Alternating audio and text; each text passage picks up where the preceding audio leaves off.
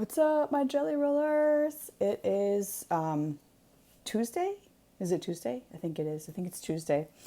And it is time for another edition of Art Throwdown. Hello, Ashley.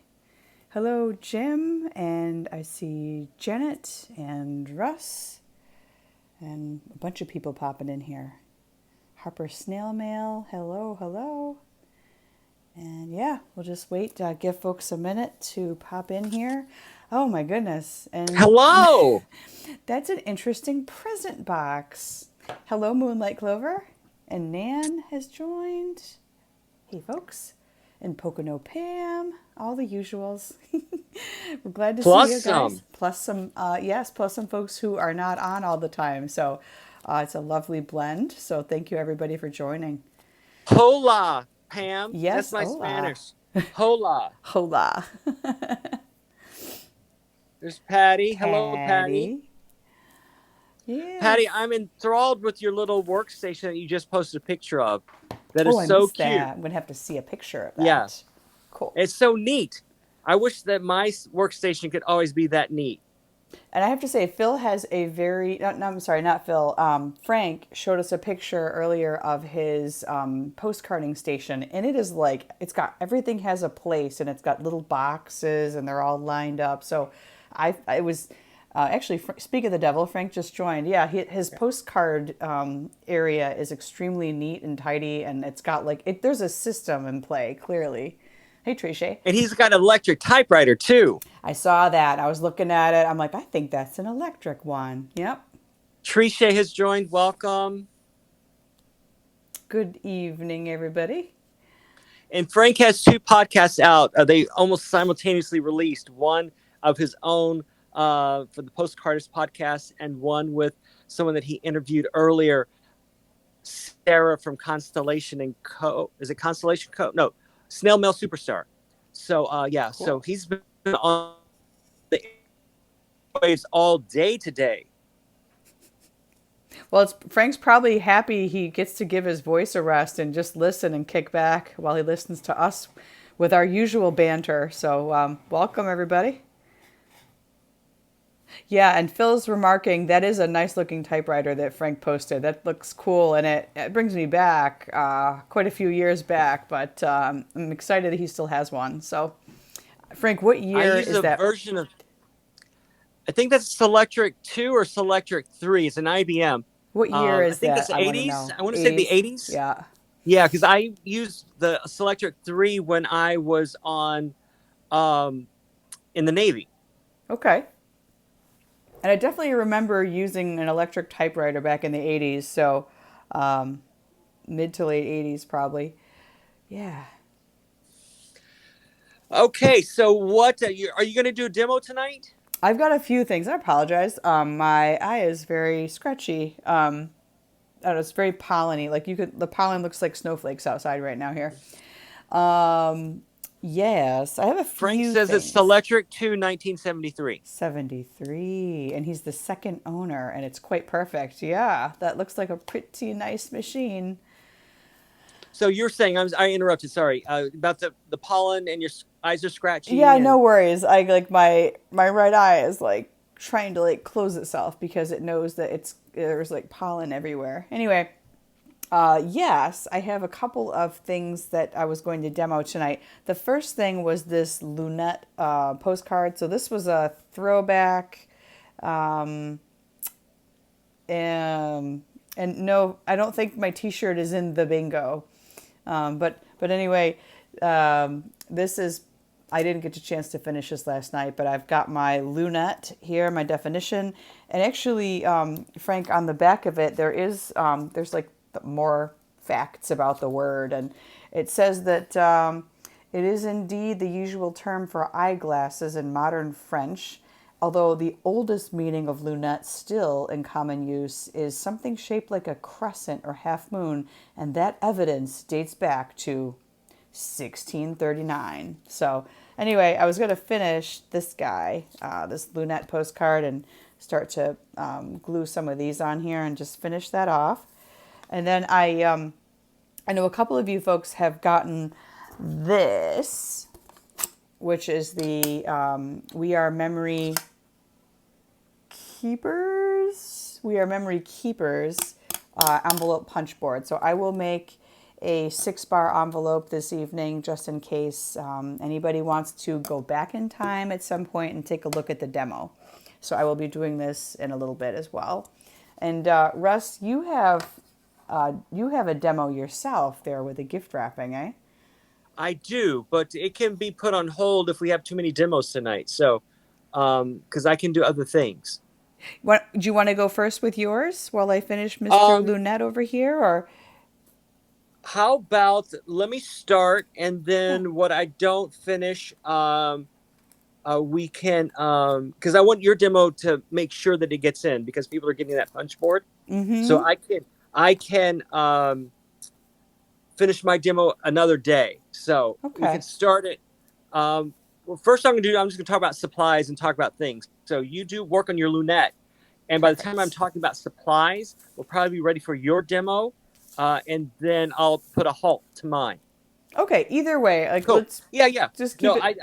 We of the keep it fluid. ones, yeah, of the ones, I think yours is the more important tonight, since people are going to be anxious to start their envelope punch boards. Okay. Jennifer has joined. Welcome, Jennifer. Nick has joined. Welcome, Nick. Hey Rockabilly Nick. guys. Good So, evening. just a couple of things about gift wrapping. First of all, get all your materials. You know, Frank talked about mise en place the other day. Get all your materials together because you don't want to have to go searching for something when you have it, when you have something half wrapped and you know can't find what you're looking for. So, sharp pair of scissors. Okay, uh, a box is preferable. So it's always best to wrap something in a box. This is just a box left over from the holidays. The friend that's getting this is going to appreciate the joke, so I'm not worried about her getting a old box. You want two two types of tape. You want to have regular Scotch tape, and then you want to have some kind of double-sided tape. Double-sided tape is your friend. So whether you do this kind or the kind with the liners on it, it really doesn't matter as long as it's double stick tape. I prefer this kind because you don't have to take the liners off, so it goes a lot quicker. And then you always want to have spares of your tapes, spares, so that if you're running out in spare, you don't have to stop and go hunting for the replacement. Middle of your project, you don't go hunting it. So because once down, you want to go ahead and secure them so they don't unfold themselves. So those are the materials that you will need to wrap. Hey So Russ. Fee is on board. She's probably getting ready to make. Go ahead. Just real quick. Your audio was breaking up there just a minute ago. I don't know if it was on my end. Folks in the feed, just let us know if you're able to understand Russ. I just want to make sure that you're coming through loud and clear so people get the list of the instructions and all that goodness and the supplies. Well, I am at a different station today, so I am at my gluing station. Okay. That's why it looks a little bit different today, the camera, and that's why you have this glare. Um, but so is the video breaking up, or is the audio breaking up, or both? It sounded like just the audio there for a second. And I don't, Okay, your hands might have been completely stationary and maybe, yeah, so your hands are fine. I can see your hand moving. So, okay. I've been moving back and forth towards the mic. So okay, no okay, problem. yep. So those okay. Once again, the materials that you're going to need. So you're going to need scissors, preferably a box. You're going to need double-sided tape, and you're going to need regular Scotch tape. And then you're going to need spares because you don't want to have to go run in the middle of something when you have all your sides folded and run out of tape. The other thing is the other trick of the trade. If you're going to use ribbon, it's best if you use Oops. wire edged ribbon. Okay. And then my other hack is to have your ribbon on a piece of wrapped around a piece of cardboard. That way, you can get rid of those big spools, and it's easier to store your ribbon flat this way. But it's also easier to manipulate when you're wrapping your gift because you don't have that spool rolling on the floor and have your ribbon unraveling off your spool when you drop it to the floor. So I take all my ribbons off the spool and put them on these little cardboards. And so it's just a lot easier to use. And I'll actually show you when we're tying a bow how much easier it is. Now, one of the things I did want to say is that some of these wrapping techniques are proprietary to the different workplaces that I've worked. So I will let you know as I'm going along whose method that this is. Some people like it glued in one way, taped in one way. Some like it others. So I'll let you know whose method I'm using at any time. So you can mix and match any of these methods to get the aesthetic that you like. So that is that. So I'm going to move this out of the way, or actually I'm going to move this down. I am going to be demonstrating the concept of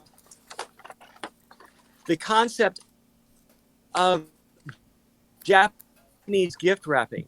So the idea of Japanese gift wrapping is that each gift is actually 3 gifts in one. So the idea is that it is the gift itself, it is the wrapping, and then you always include something that the recipient can use again in a future purpose. So, or a little gift for the recipient to reuse in the future. Carrie has joined. Welcome, Carrie.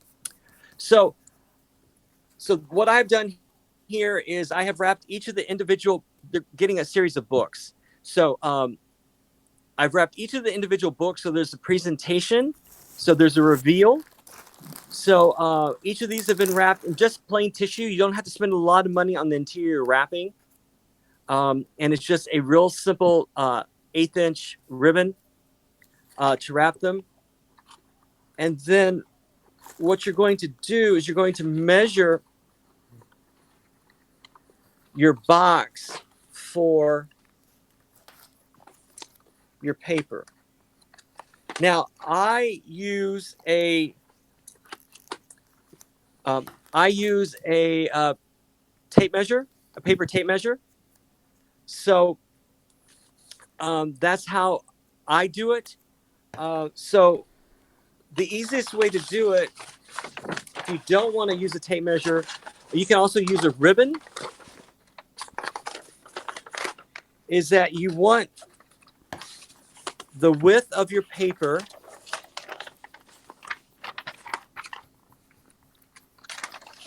so what you do is you take one edge of your paper and you meet it to the far edge, like so.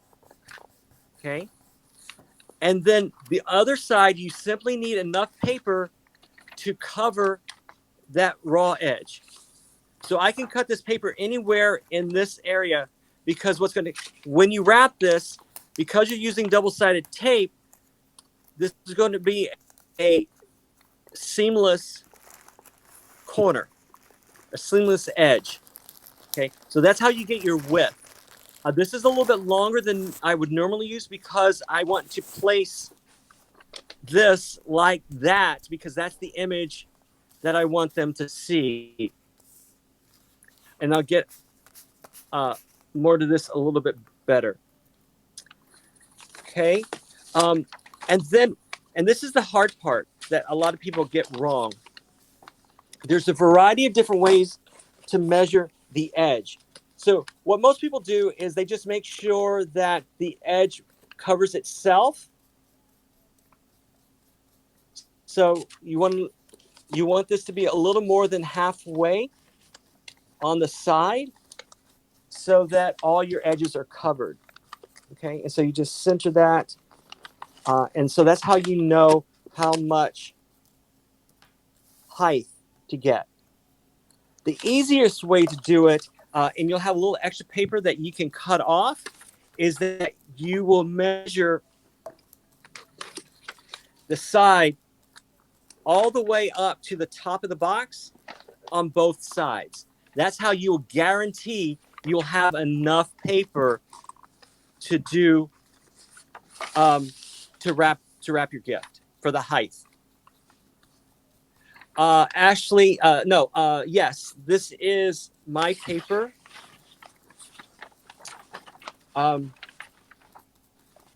Fee is asking if that's Mod Podge that you're using. It is, isn't it? Yes, it is for a Okay. sealant. This is the glossy version, and I got this from the, I think, a Target dollar spot. It was only $1, so pretty cheap.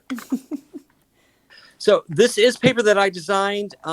This was available on Spoonflower. This is how I'm going to center this, and I only colored one pane of the repeating pattern because that's part of the gift.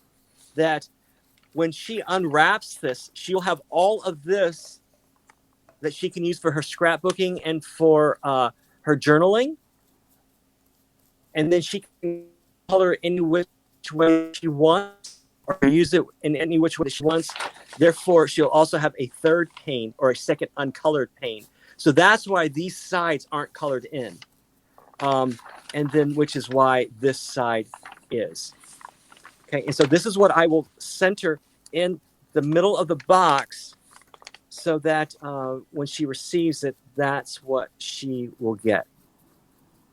Okay, and then to gauge this, the easiest thing to do is to just simply pre-crease these sides and then see where it ends up. And it's almost going to end up perfectly. So that's what I'm going to do. I can just move this a little bit like so.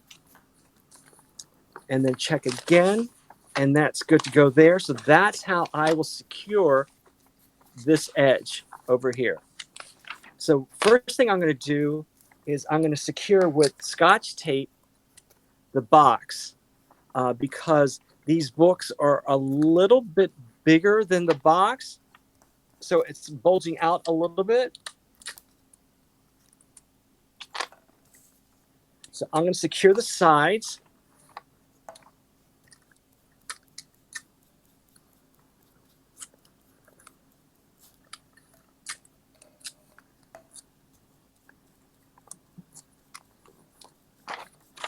And then I'm simply going to measure this edge like so. And then you want to make sure that you press against this far edge. You want to crease this so that it doesn't go anywhere. Okay, because you're going to put that back down. You're going to bring this one over, and this is what you're actually moved it. And I just make sure it stays in place. And while you're here, you might as well center this on the page.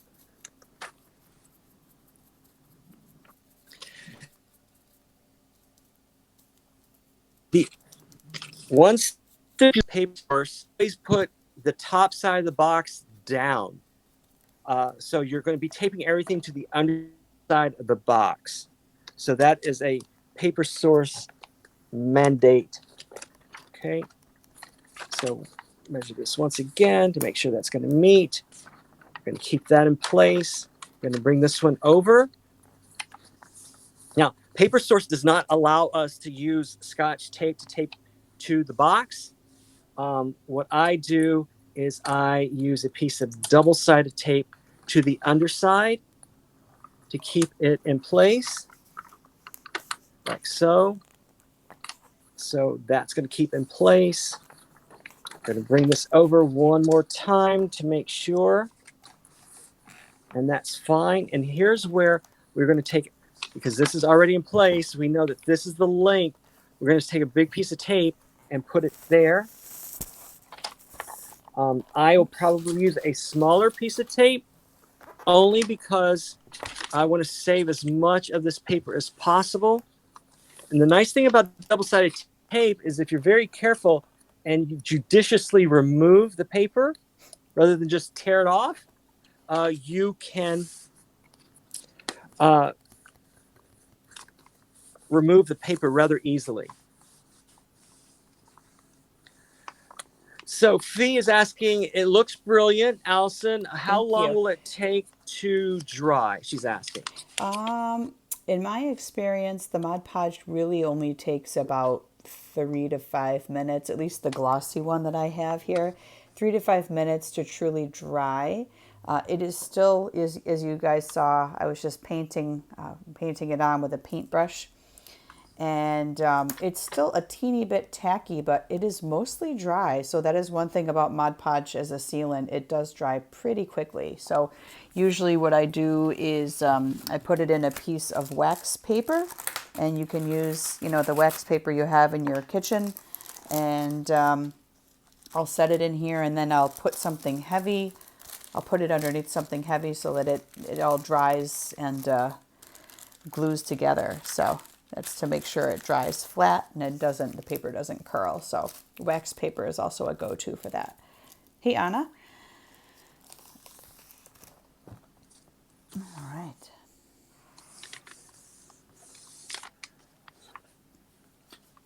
And here's another one that I worked on earlier. One of my coworkers really likes green, and she asked me for a custom postcard. So this is the green one that I made for her a little while ago. So it's got some tones of green in there. Yeah. Oh, I like that one. Yeah. Looks like you got a little COVID monster up there, but it's not really. It's my little fake knockoff Pac-Man ghost with the fierce eyebrows. Look at him. He's so fierce. I love his eyebrows. It's definitely a party. And this was from a Mario Brothers party invitation. It says, it's a party. So that's going to my buddy who lives in Georgia. So that should be fun. So Phil, I'm guessing one of the elephants. Phil is asking me to guess which animal he's coloring next in the coloring book. I did like your draft, by the way. I'm gonna guess it's the hummingbird. There's like a feathered, super detailed feathered bird with a black background. I'm guessing the bird. So, are you ready to demo your thing? I believe so. Let me get my little Okay, craft light on. Yeah. I'm at a great stopping point. So, Okay. yeah, so we can finish this up tomorrow, and it'll be a quick and easy. Sure. And then what I may do is we have time at the end. I may demonstrate how just to do a bow. Okay. So that yeah, exactly. So I don't think this will take a terribly long amount of time, but I'm gonna just and I'm going to do this as a, let's see. So Carrie and Phil, would it be helpful to do a lined envelope, or do you want me to just do a basic envelope without the liner for starters? You guys let me know what you want me to do. might as well just do the whole kit and caboodle. Okay. So Yeah. if you're going to do that and you want a lined envelope, you're going to need 2 pieces of scrapbook paper, and we are working with squares here. So what I'm about to make is a 6-bar envelope. A 6-bar envelope will hold a paper or card size 5 inches by 6.5 inches maximum size. So that's it's not a bad size if you want to be mailing postcards and things like that to people. So I would recommend the 6-bar. And we got 2 pieces of paper here. So this is actually going to be my liner for the envelope. So the interior of the envelope, and this is going to be the exterior. Okay, so they both said basic. So we're going to start with the outside of the envelope. If you ever wanted to get fancy, just know that the only thing really you have to do is just cut out 2 pieces of paper that are the same size. So we're working with squares here. Let me just get my lighting adjusted so that you can actually see what I'm doing. Which is why I said liner, because you're cutting the same thing twice, so you get twice the opportunity to see it. But It's all cool. True, So true. dimensions of paper that you're working with right now are 12 by 12 squares, if I'm not That is mistaken, correct. correct? Yep, this is a 12 by 12 piece of scrapbook paper. And And then you're going to cut it to what size so for this, the? so I'm going to start out getting my Fiskars portable cutter out here. I'm going to open it up and we are going to cut a square. So you're going to measure 9¼ inches by 9¼ inches. And can you show them where on the cut board that is, that punch board that Yes, gives you that dimension? yes. See if I can angle this in such a way that I don't knock my lamp over. All right, here it is. Oops, here we go. 9¼ inches on this thing. So you're going to want this Yeah. long arm extended Yeah. so that you can. I'm You can sorry, go Allison. I ahead. meant on the punch board. Can you show them on the punch Oh, board how to find the dimension from the oh envelope size gosh, that you want? yes, yes, yes, yes, yes. Okay, so be aware this grid is very tiny. So let me just get my light closer up so I can actually see what I'm doing. Okay, so there's 3 columns here. The first column is going to say card size, and I don't know how well you can see that, but this should say the far left column says card size, and then paper size, and then your score line. So depending, if you can start by measuring your paper size. If you know you have a certain paper size to work with, you can go that way.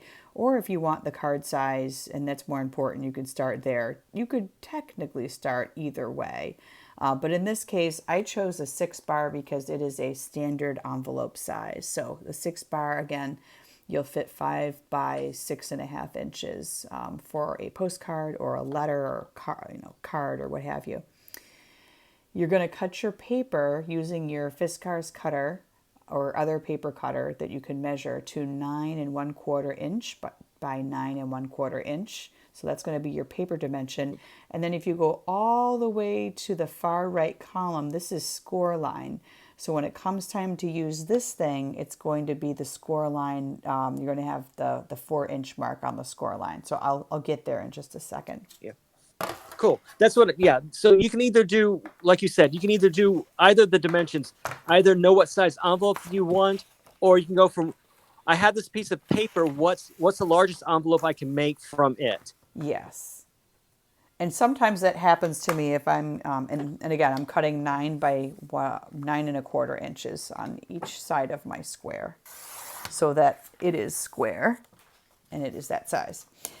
Sometimes I paint myself into a corner by having a smaller piece of scrapbook paper and I go, oh darn, this paper is small. Or sometimes, this never happens to me, no, but seriously, I know sometimes where you're going with I this. cut and I get a little overzealous when I cut, and then I'm like, oh crap, what did I do? I cut it too small. So then I'm like, all right. So then you're gonna find yourself, maybe you started here, you're gonna find yourself backtracking like over here, which all the smaller sizes start on the far left of your punch board. So kind of going in that direction, you may end up having to go even smaller with your dimensions, depending on your paper situation.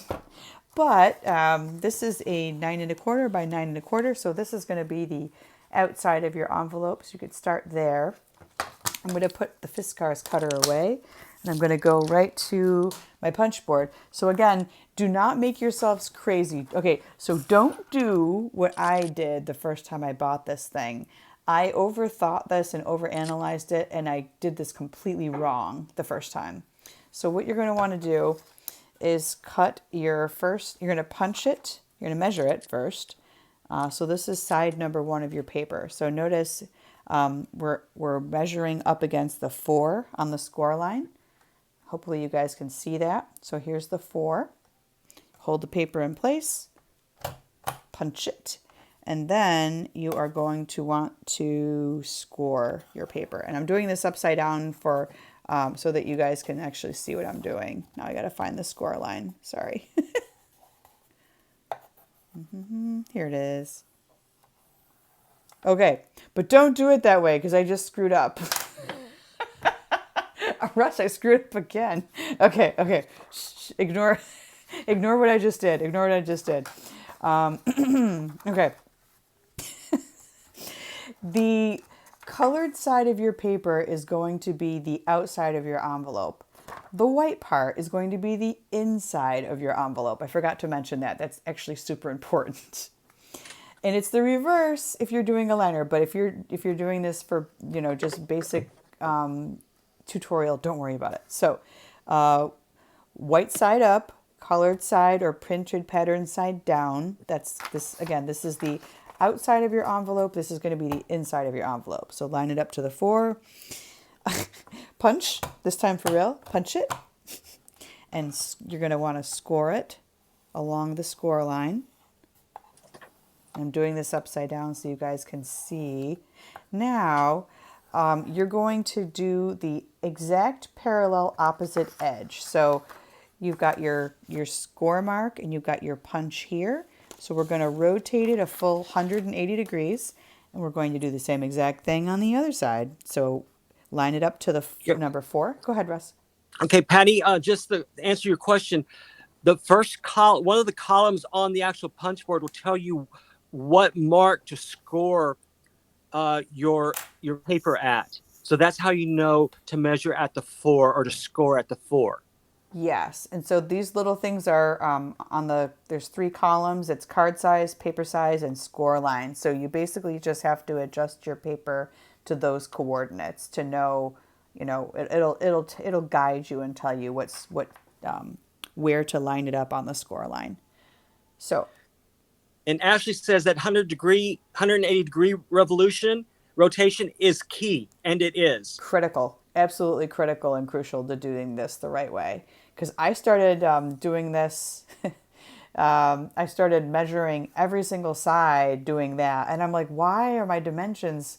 Why do they look so horrible? And come to find out, that's why. So parallel. So start with one edge, pick an edge, and it's a square, really. So as long as you don't care pattern-wise, just pick an edge to start with if you're a beginner, and then do it on the opposite parallel edge. So we're going to do that. We're going to punch it, and we're going to score it. My light is a bit glary, so hopefully you guys can kind of see. And that's a great idea as well. When you're first starting, until you get the hang of it, work on solid patterns. Yep. So that it doesn't matter the orientation, because there will come a time where the orientation of your paper is going to matter. So work on solid pieces of cardstock first, just so that you can get the concept and get practice at it. Yep. And so you should, this is kind of sort of how your envelope should be looking. So you're no longer going to be measuring to any score line after you've done one side, and then you flip it to 180 and you do the parallel edge. So no more score lines. The thing that you're going to want to take a look at, though, is for these edges that don't have a punch mark yet, you're gonna look on your punch board. See this little lip or guide, this little arrow? It's kind of sticking out here, this tiny arm. You're going to want to take your existing score line and you're going to want to align it just like that. So the existing score line is actually going to show you where to punch. So line it up as closely as you can. You're going to punch, and then you're going to score. So this is actually creating the side edge of your envelope, the outer edge, or the outer flap. And then you're going to go back to, let's see, this side. This side doesn't have a punch yet, so we are going to, again, align the existing score line. Get it as close as you can.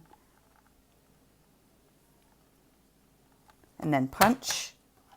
And then you're going to score that as well.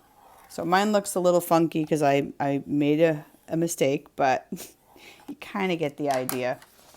So once you've done that, you have your folds in your envelopes, start to fold them. I usually like to crease them once on each side just so that I kind of know how the envelope's going to lie. And then you have an option at this point, once you've kind of positioned your flaps and you know how things, you can see this is the error that I made, but I'm going to work around that a little bit. So you can choose to have the ends of your paper, or the edges of your paper, pointy or rounded. I personally like these rounded. So then the magic of this punch board is that you can turn it around, and this is a little guide, and this will take all of your straight edges and they will make them rounded.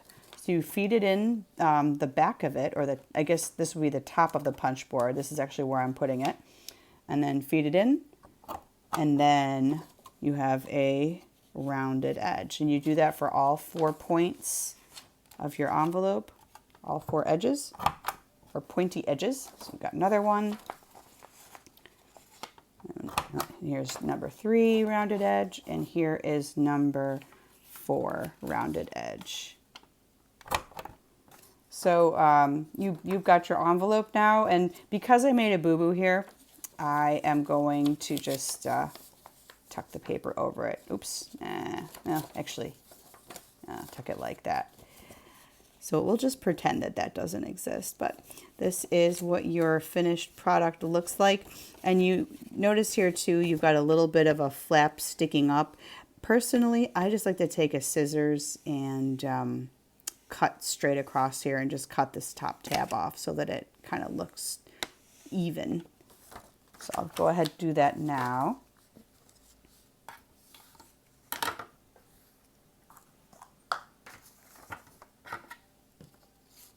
But yeah, it never fails. For some reason, I always forget to turn my paper over when I'm doing this. And I'm like, oh, I messed up. So the nice thing was, I think when I showed this to Ashley the first time, I messed up about 3 times. I only had 1 boo-boo this time. So my tutorial is getting slightly better. But this is what your envelope's going to look like. And then to glue it, what I like to do, I take this, so this is going to be the front of your envelope. This is going to be the bottom part. So I glue here, and these are the side flaps. I glue here, and then I usually will turn it around, and I will glue about halfway down on each of these inner flaps. And then you assemble, and you've got yourself a sharp envelope here. Sent from Disneyland has joined. Welcome. Hello, good evening. So I think you ran into a couple of the same problems I did, that you moved a little too quickly and got pixelated there for a while, but you came back in. Oh, So, did I? Oh, okay. yeah. Yeah. So I think we both need to sometimes slow down when we're demoing. Ah, One of good the to other know. Yeah. options, too, is that I saw someone who put a little slit, like a horizontal slip at the end of where that top flap will go. And you can tuck that flap into itself. Does that make sense? So you Oh, know where meaning you like cut you can off? just fold it? No, let me find one. Hold on. Okay. He's going into the tunnel. So this is the outer envelope, and I'm going to very quickly, I'm not going to seal this up just yet. If you guys want to see how to make a liner, a floating liner, I can do one very quickly, since this is basically just, you're doing the same thing all over again. But what you're going to do is you're going to measure it and score it and punch it, but then you're going to cut off these side flaps. So I will show that very quickly. So again, I'm going to measure 9 1/4 by 9 1/4 for the square. And Russ is going to show us another technique here while I'm doing that.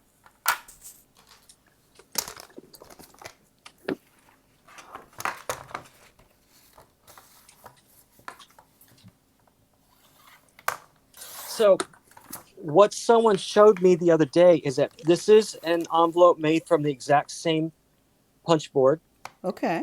And she as well cut off that bit that you did. Mm-hmm. Right. So if you just put a little cutting board, it's a little difficult to do, but what you can do is I do have a piece of cardboard. Hold on. No, there we go. Is that you can measure where this is going to go.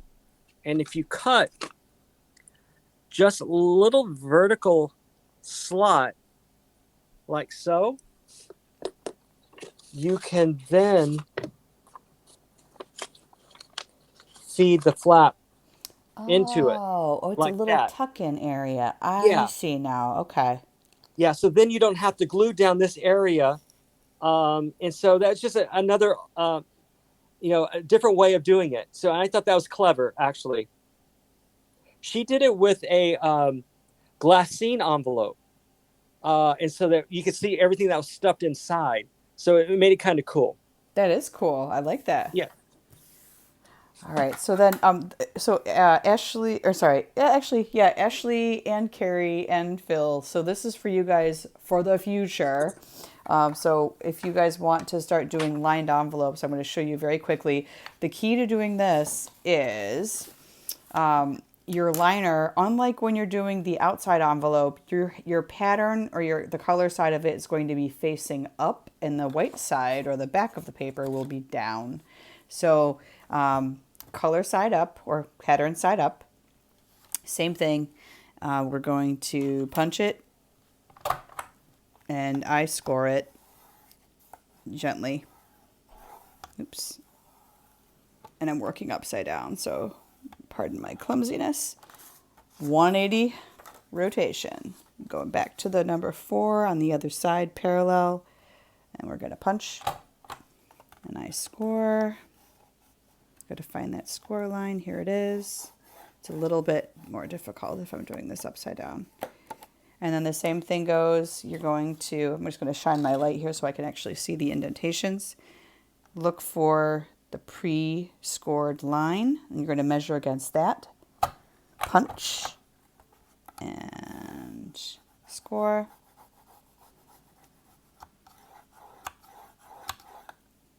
And then I do like that paper as well. Is that from? Is that a new paper for you, or is that Hobby Lobby? Nope. okay? I have had this since last summer. I got this on clearance for $3.19. I got a pack of 50, and they were all assorted. So, and it's funny. I did go to a Hobby Lobby this past weekend when I went home in upstate New York to see my family, and their clearance area had just taken a beating. So there was no awesome, super cheap paper. I was so mad. I'm like, no. So people got to the clearance items before I did, but that's okay. Same thing here. If you are rounding your corners, so Carrie and Phil in the future, the future versions of yourselves, if you are doing a liner and you have rounded the corners of the outside, you're going to want to round the corners on the inside liner as well. So we're going to line, and then we're going to punch the rounded corners of the liner.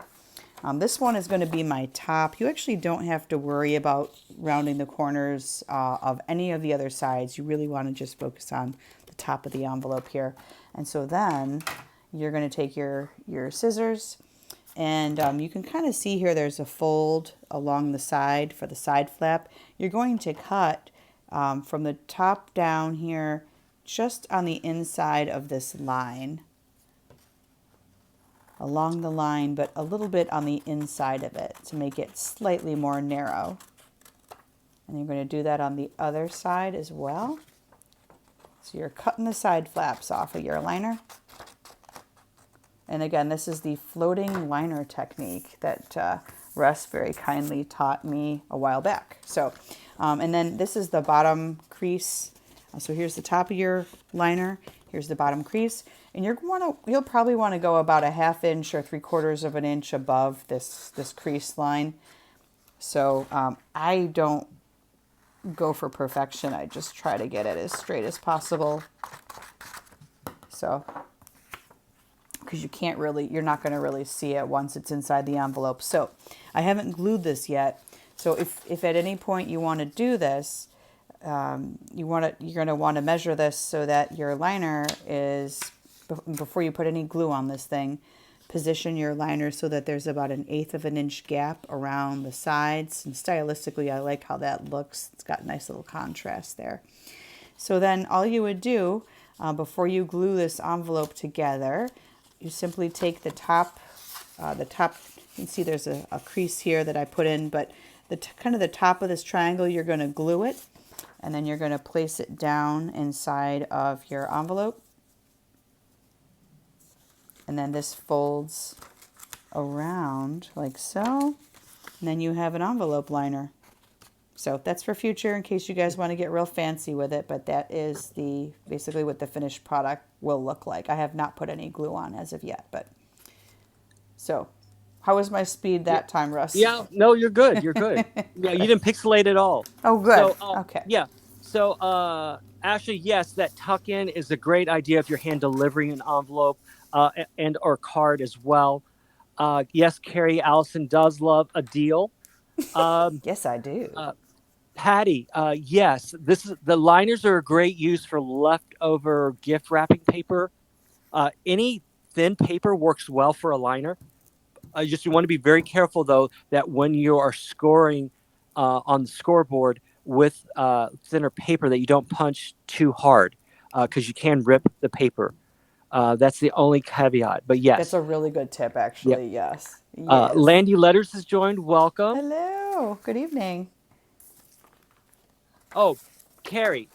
Carrie asked me about. She's been having a problem with mail being returned to her because she's putting her return address on the back of. Is it a letter or is it a card or postcard? Let me know. Here's the thing. USPS prefers that the return address and the addressee be on the same side of whatever it is that you're sending. Because what happens is the postal machines will register the lowest address that it can read when it's being processed. So sometimes what happens is your card or letter will get turned over and it will mistake your return address as the lowest address when you put it on the back. So that's what's probably happening. So that's why it's recommended that you put the return address on the same side that you're putting the addressee. The only other stipulation is that the stamp should be in the top right-hand corner when at all possible, so that it can automatically register the orientation of the card as it's reading. So that's what's going on there. If you are going to put an address on the back, it's best that it be something that's different, either in a different color or embossed or handwritten, as opposed to the addressee being printed on the front. So you want it to be distinguished in some way if you are going to insist putting it on the back, which is what we do for wedding invitations. What happens is we tend to emboss the return address on the back, but then the front address is handwritten to distinguish that is the front of the envelope and that is the address that should be read specifically because it's where the stamp is placed. So that may be where you're having difficulties. Does that, hopefully that answers your question, Carrie, and hopefully you'll have better luck in the future. One other tip I want to mention here, if you so for the future versions of yourselves, once you have this top part of the liner glued down, and you can see it is a floating liner, so none of this on the back, it's just the top triangle of the top flap of your envelope gets glued. This part just kind of rests inside the envelope. Once you glue it, I also like to redefine my top envelope crease to make sure that everything kind of melds together, both your outer layer and your inner layer. So I fold that one once again, and then it is ready to put the glue here, and then you're going to put some glue here, and then on these inner edges as well. And you'll fold it up, and that's your lined envelope. So I'm going to keep gluing so you guys can see what I'm doing here.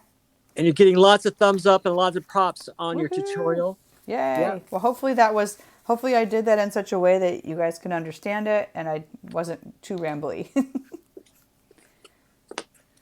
So I am going to show you a quick way to to tie a bow.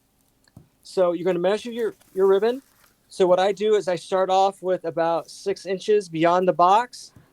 Then you're going to measure twice the length of the box. So that's one length, two lengths, and where you end up, where your thumb is, that's what you put in the center of your box. Okay? Then you're going to wrap your ribbon around the bottom. And this is called the flat bottom technique. Okay? So what's going to happen is that your ribbon is going to lie on the bottom of your box in a flat manner. So you do it once around, and then what you're going to do is you're going to turn it 90 degrees so the cross is there, and then you're keeping it taut. Then you're going to run your ribbon the other direction on the bottom. And you want to make sure that you keep your ribbon flat, and that's why it's called a flat bottom. Oh my God. Oh my God. Bad queen earworm. Flat Yep. bottom girls. Oh my God. No. Yep. So this is where you are. So you've gone back to the center. Then you're going to take your paddle and you're going to put it underneath your ribbon to secure the place of the ribbon. So this isn't going anywhere now. You can move this around. You can center it.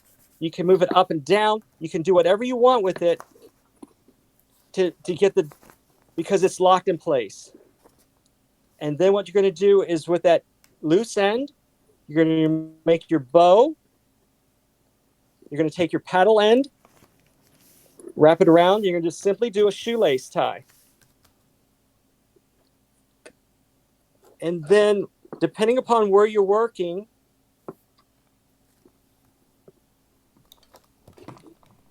the ends of your ribbon will be dependent upon where you work or how aesthetically pleasing. At paper stores, they don't want any ribbon going past the edge of a box. I measure to the corner, cut that, go to the opposite corner. Keep in mind, this is still attached to your paddle. Okay? So the reason why this technique is really good, and there you go. That is a simple bow. And this is all of the ribbon that I've wasted. And that's it. And I still have all the ribbon left attached to the paddle or to your spool. So you haven't wasted any ribbon other than this little piece. And that's it. Get on We'll your do that again box tomorrow. and ride. No, anyway. Yeah. Oh man. Yep. I have a big urge to remake that song with like craft terms in it. So you're welcome, guys. Morella has joined, my friend Morella. Hello, welcome. We're just getting ready to finish up, but What time thanks is for it? being here. Oh my gosh. It's Okay. almost, we've got 5 minutes left. Okay. Well, so that is my tutorial for the envelope liner. Feel free to go back to it at any time. You'll just look for the June 16th version of this not podcast, oh my gosh, this live stream in the archives. So it will be there in case anybody needs to go back to it. And Allison, not we, there's no we about it. She is putting descriptors in the descriptions of these titles, so it'd be a little bit easier to find as well. So Yes. And also, for anyone that has an Ollie's in your town or your, it's like a bargain store, they have a craft section. And I do want to point out, because I know we have a few folks who like vintage Americana looking things. For a mere $3.99, you can get yourselves a box of 100 postcards. Long may she wave, says the box. I got this as a birthday present, but it's pretty cool because they're all vintage looking. So I'm going to show you guys real quick some of the designs that are in here. And 4th of July is coming up, so I thought these were super awesome. Those are available on Amazon.com as well. Oh, they But are. not for $3.99. I paid Get $15.99 for mine. Go to Ollie's, Yeah, guys. They're $3.99, and you get 100 postcards. yeah. It's It's a two great sets of series as well. 50. Mm-hmm. Right. I was just going to say it's 50 postcards, and you get 2 of each. Cool. Looks like a carving on a whalebone or something. That's scrimshaw. That's exactly what that is. Scrimshaw of bald eagle and shield carved on whalebone, circa 1890. Yeah, so, and by the way, I very kindly bought an extra box because Ollie's had one left when I was there. If anybody wants a few postcards in the mail from this set, DM me. I will be more than happy to send you a few because I've got more than I could probably ever send out by 4th of July. So, yeah, DM me, guys, if you want any. I brought an extra box just for y'all. We have an Ollie's in New York, but it's a Chinese restaurant. Oh, that is sad. Yeah, $3.99. And Fee says she definitely doesn't have Ollie's in Scotland. No, probably not. I think that's just a U.S. thing, and I know it's not in all Jennifer, cities either. it is Ollie's, Ollies. Yes. And Jennifer, is that the fancy bow that you're asking for? That Paper Source fancy bow? Is that the one you're asking about? Let me know. You can DM me if that's what you want me to demo. I'll be more than happy to do that as well. And it's what we at Paper Source what we call a fancy bow, which means that we charge you extra for it because it uses a whole spool of ribbon. Interesting. All right. Yeah. So yeah, DM me, guys, if you want some extra postcards. 4th of July is coming up, so always happy to send some extra. 'Cause it looks like there are some folks that do not live near it or live near an Ollie's. So We're getting lots of hearts. yay! They love us. They love us. Yay! Well, how many minutes have we got left, Russ? We have 1.5 minutes left. Oh gosh. All right. Well, Russ, do you want to do the sign off? You can go ahead. Well, as always, guys, it is an absolute pleasure to craft with you here tonight. And so I will be putting in the title here. This was the gift wrapping tutorial with the bow, and this was the envelope, handmade envelope with punch board and lined envelope demo. So thanks again, guys, for joining. We love to have you here. We love to see you. And if you want to put in your feed, if you want to tag what you've been working on, always share that. We love to see what you guys are making. So until tomorrow. And tomorrow you'll have to pick evening. one of these 3 ribbons to wrap my present with. Ooh. What your choices are. We got glitter, we have polka dots, and we have what's this? Great gingham. Gingham. Are we voting on these? Gingham. Are we voting? Yes. I vote tomorrow. for glitter in advance. I knew you would, but yeah. So we'll vote on this tomorrow. Good night, everyone. Bye, guys. Take care. Have a lovely evening. Thank you. Take care.